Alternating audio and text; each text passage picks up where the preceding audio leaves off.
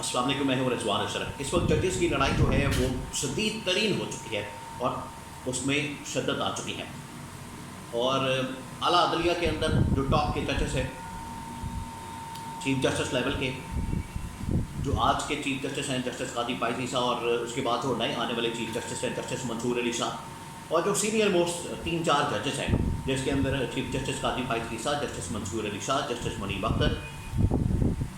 Justice Yahya Afridi, justice Athar Minallah, justice Aminuddin Khan, ये जो 5-6 जजेस की लॉट है, इनके दरमियान इस वक्त लड़ाई बड़ी शिद्दत इख्तियार कर चुकी है। और उस लड़ाई के वजूहात, उस लड़ाई के पीछे महरक़ात, वो महरक़ात क्या हैं, वजूहात क्या हैं, वो मैं आपके साथ बड़ी अहम तरीन खबरें शेयर करता हूँ कि अंदर खाते चल क्या रहा है और हुकूमत किस तरीके से मुदाखलत करके इस माहौल को ख़राब कर रही है, लड़ाई को हवा दे रही है, अंदर आग भड़का रही है, तीली लगाती है और वहाँ पर आग को भड़काती है, जिसकी वजह से जजेस के दरमियान लड़ाई जो है वो दिन ब दिन शिद्दत इख्तियार करती जा रही है। अब इसके पीछे वजूहात वो मैं आपके साथ शेयर करता हूँ। कल आपको बताया कि 8 जजेस ने सुप्रीम कोर्ट के उन्होंने फैसला दे दिया, डिटेल जजमेंट अनाउंस कर दी मखसूस नशस्तों के मामले पर।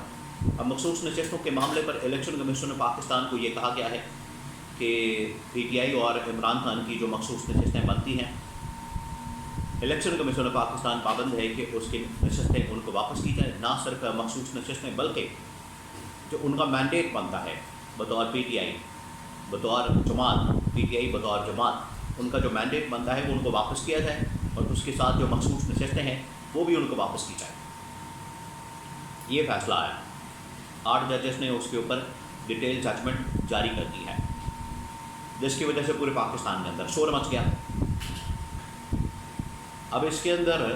ये जो फैसला दिया गया है इसमें वाज़ेह तौर पर बता दिया गया है कि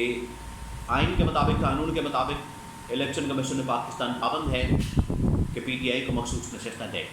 लेकिन इलेक्शन कमीशन पाकिस्तान और ये हुकूमत वक्त मिलकर क्या साजिश कर रहे हैं, अब मैं उसके बारे में आपको बताता हूँ ताकि इस फैसले के ऊपर अमल दरामद ना हो सके।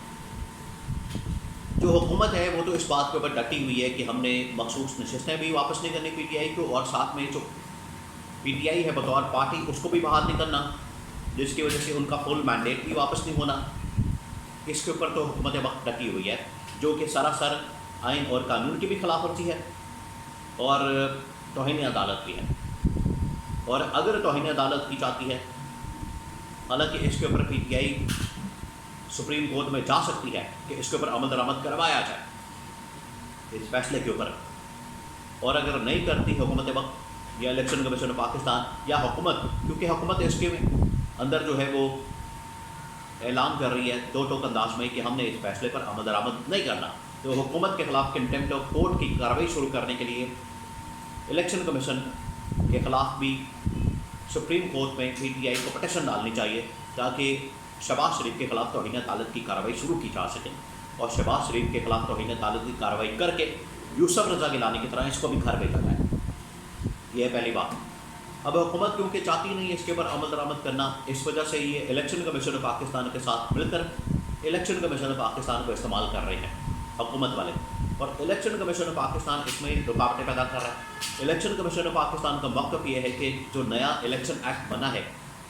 उसके मुताबिक हमने चलना है, उसके मुताबिक हमने अमल दरामद करना है और उसके मुताबिक हमने आगे बढ़ना है, जबकि इलेक्शन एक्ट के अंदर जो तरमीम की गई है, तब्दीली की गई,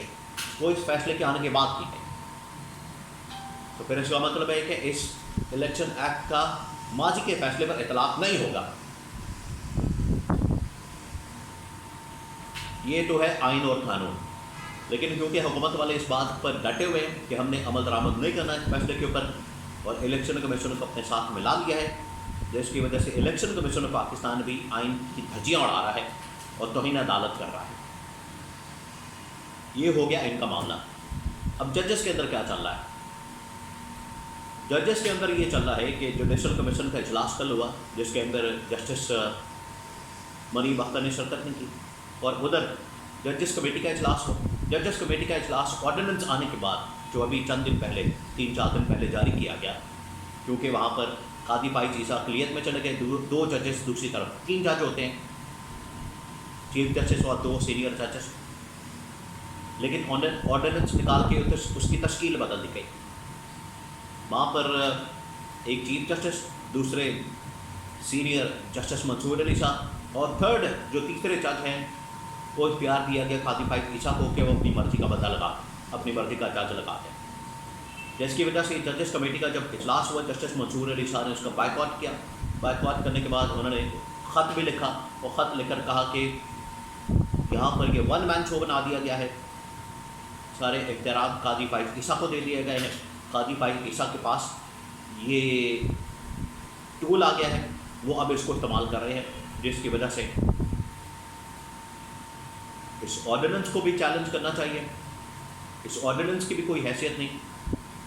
क्योंकि इस ऑर्डिनेंस ने जजेस की पूरी कमेटी जो है इसको तब्दील कर दिया। और ये कमेटी बनाई ही पहले जो बनाई गई थी ये काजी फाइज ईसा के कहने के ऊपर ही बनाई गई थी, अब फिर उसको तब्दील कर रहे हैं। तो जजेस कमेटी की कल मीटिंग थी, क्योंकि वहाँ पर अगले केसेस के बारे में बेंचेस बनाने थे, केसेस लगाने थे। तो वहाँ पर जस्टिस मंसूर अली शाह ने तो बायकॉट कर दिया और काजी फाइज ईसा के ऊपर खुलकर अदब एतमाद किया और कहा कि जस्टिस मुनीब अख्तर को जिस तरीके से निकाला गया है इस कमेटी से, वो नहीं निकालना चाहिए था। और अब 30 सितंबर को केस लगा दिया गया है 63A का। और आपको बताएं कि 63A